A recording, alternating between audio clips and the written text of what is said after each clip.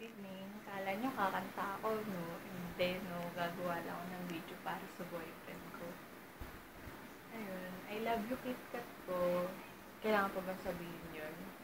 Kailangan pa bang i-memorize yan? Video na to. Hindi, charing.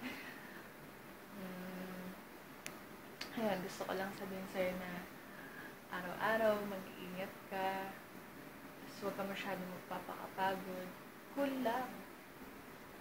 Tapos, ayoko nang nagpupuyat ka. Sino boss sa atin?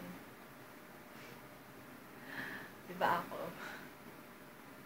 Ayoko nang lagi kang napupuyat kasi alam ko nahihirapan ka sa work mo kasi ang tagal-tagal mo trabaho. Ayun. Lagi lang ako nandito sa tabi mo kahit malayo ako.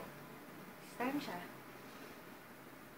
Lagi lang nandito para kahit sa hindi man lang sa physical kita maalagaan.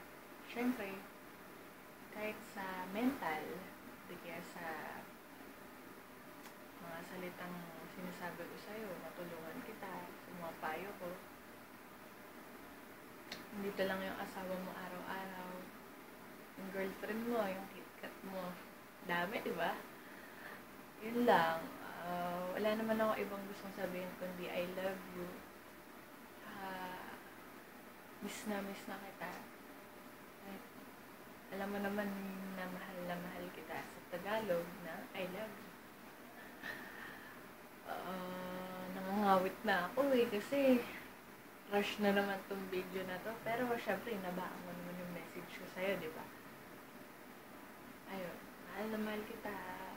Lagi kang mag-ingat. Lagi kang kakain sa tamang oras. Tulad ng sinasabi mo sa akin lagi. Ayun. Bye-bye!